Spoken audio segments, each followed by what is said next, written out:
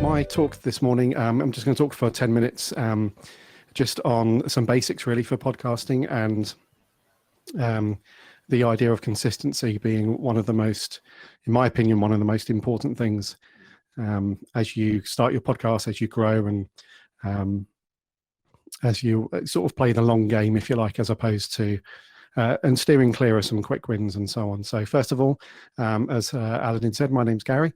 I'm the head of design at Captivate.fm. We're a podcast hosting company based primarily in the UK, but we have staff in other countries all over the world. We are more than just a standard basic hosting company. We focus very much on growth. That's our main driver. So we're not really interested in just hosting files for people. We want to get you set up quickly and simply with your podcast. And then we really want to help you to grow your audience, grow your listenership, and so on. So if you have any questions about this talk afterwards, or if you just want to talk about podcasting, then you can find me on Twitter at Garry AYLOTT.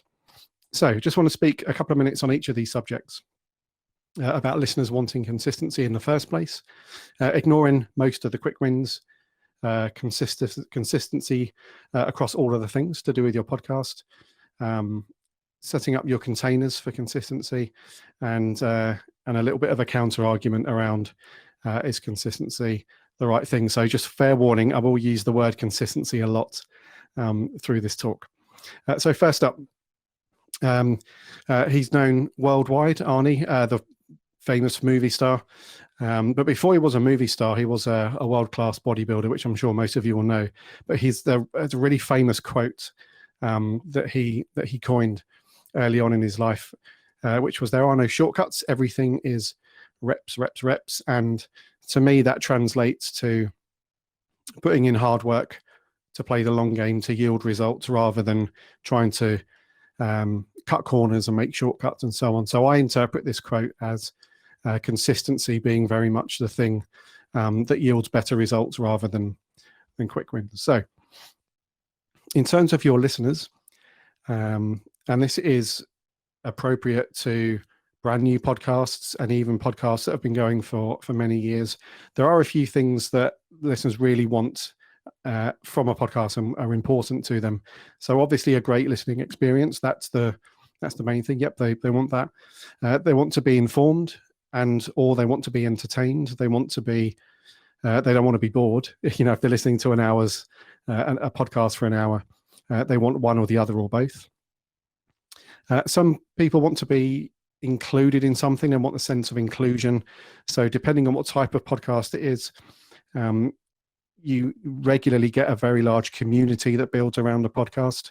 So to support that, you have like social media engagement as well, other types of community brand building, things like Slack channels, Discord, Facebook groups. All of these things, they all contribute to building a nice community, which a lot of listeners actually want from non-casual listenership and so on.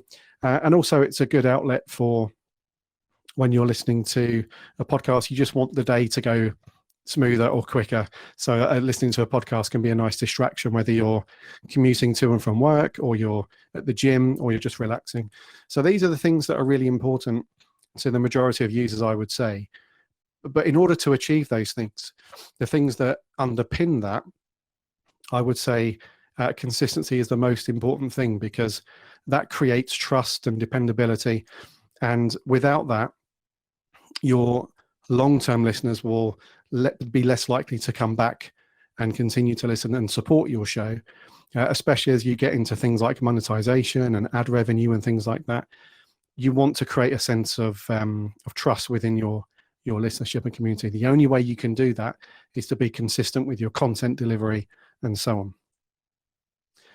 So the thing that kind of goes against the grain of consistency, if you will, is this notion of quick wins. Now, I'm sure a lot of you have seen these kind of things a lot on social media and email campaigns, and you've just seen it.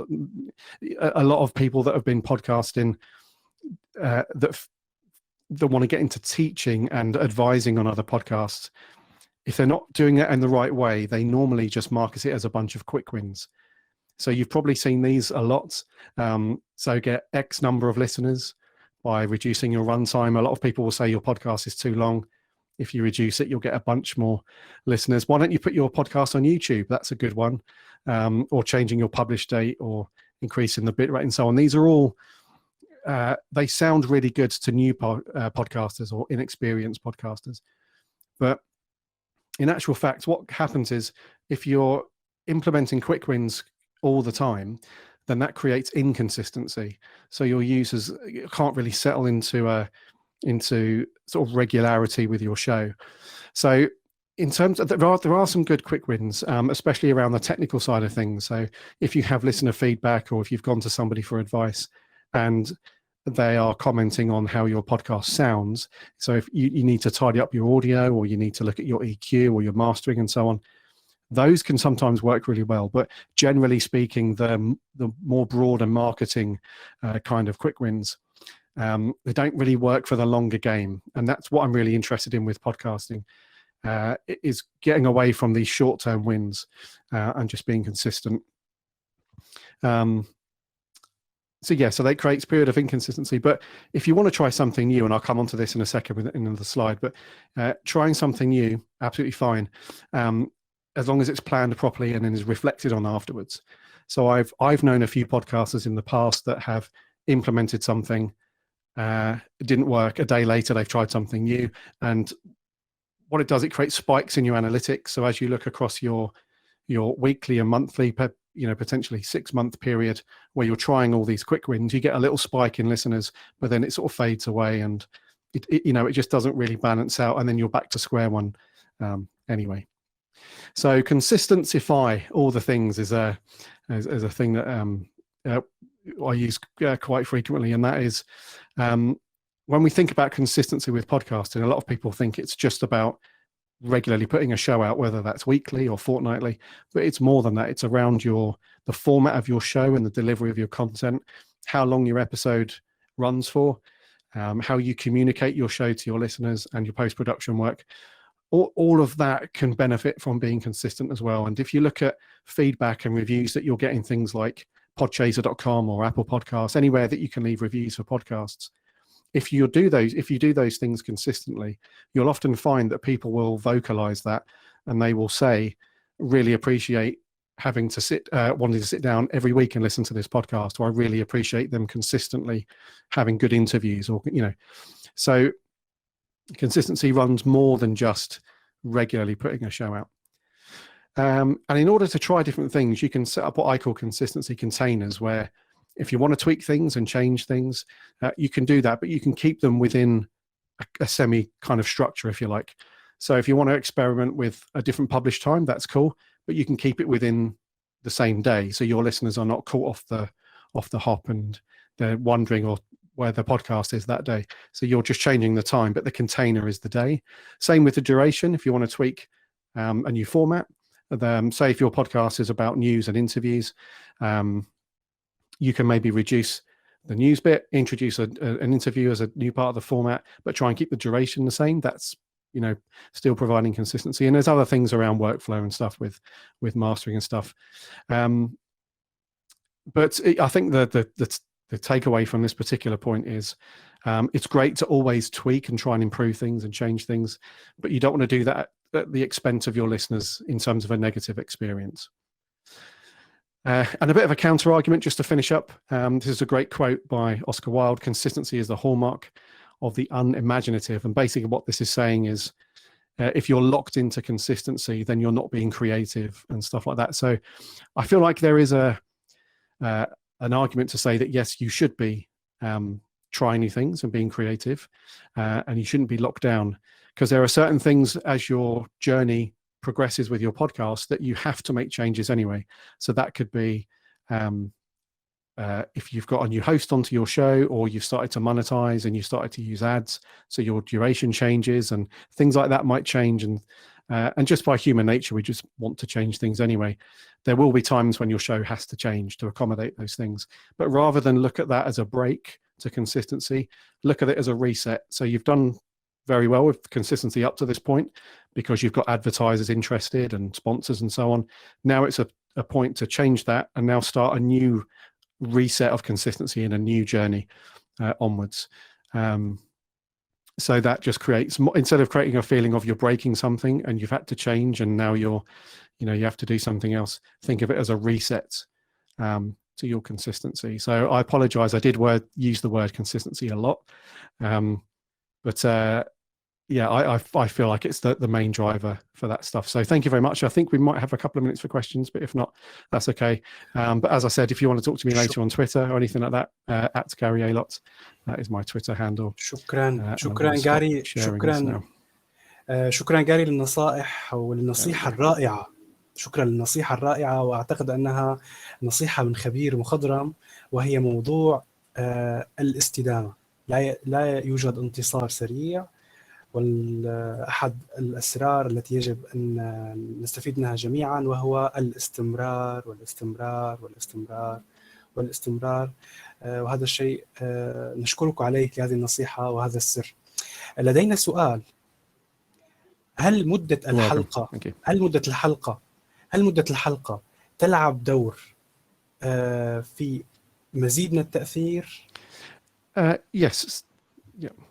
Yeah. So is the length of the episode, does it play a role in finding and growing an audience? So first of all, that would depend on the type of podcast that you have. So if it's something like where you're reporting on news for something, or if it's something where you're giving more of an update to people on a certain subject or a certain niche, then those type of shows, typically people would appreciate them to be a bit shorter.